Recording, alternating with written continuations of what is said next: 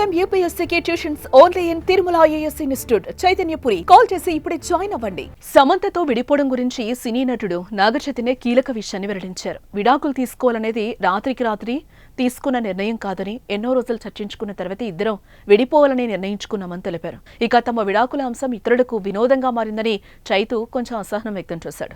తమ విడాకుల అంశంపై ఎన్నో గాసిప్స్ రాశారని, తన మీద నెగిటివ్ కామెంట్స్ చేసేవారు ఇకనైనా వాటిని ఆపేయాలని కోరారు. మీ భవిష్యత్తు గురించి ఆలోచించుకోవాలని హితో పలికారు.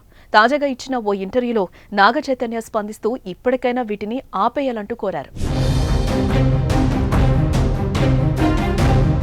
మరోపక్క విడాకులపై ఎన్నో వార్తలు, రూమర్స్ కూడా వచ్చాయి. అప్పుడే నేను అందరి ముందుకొచ్చి మాట్లాడటం కరెక్ట్ కాదనిపించింది. అందుకే మాట్లాడలేదు. అప్పటికీ కొన్ని ఈవెంట్స్లో విడాకుల గురించి అడిగారు. అడగొద్దని, దాని గురించి మాట్లాడొద్దని రిక్వెస్ట్ చేసినా కూడా వినలేదు. మళ్ళీ అదే గాయాన్ని గెలుకుతున్నారు. మా నిర్ణయాన్ని ఎవరూ గౌరవించలేదు. ఇప్పటికీ మా విడాకుల వార్తలకు, కామెంట్స్కు ఎవరూ ఫుల్ స్టాప్ పెట్టడం లేదు. ఇకనైనా ఆపండి.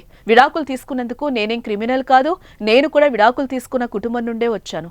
అందుకే ఇద్దరం ఎన్నోసార్లు ఆలోచించి ఈ నిర్ణయం తీసుకున్నాం. రాత్రికి రాత్రి తీసుకున్నది కాదు. దీని గురించి చాలా రోజుల పాటు చర్చలు జరిగాయని చెప్పుకొచ్చాడు నాగచైతన్య. మరోపక్క సమంతతో విడాకులు తీసుకున్న 4 ఏళ్ల తర్వాత శోభితను ప్రేమించి పెళ్లి చేసుకున్నాడు నాగచైతన్య.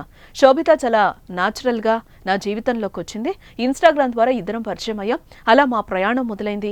అలాంటిది శోభిత గురించి కూడా తప్పుగా మాట్లాడటం కరెక్ట్ కాదు. నా వ్యక్తిగత జీవితం గురించి తను చాలా బాగా ఆలోచిస్తుంది. ప్రస్తుతం నా లైఫ్ లో నిజమైన హీరో శోభితనే అంటూ శోభితపై తనకున్న ప్రేమను బయటపెట్టాడు నాగచైతన్య. మొత్తానికి సమంతతో విడాకులపై మొదటిసారి చైతు ఇలా ఓపెన్ గా మాట్లాడటంతో ఈ వ్యాఖ్యలు తెగ వైరల్ అవుతున్నాయి.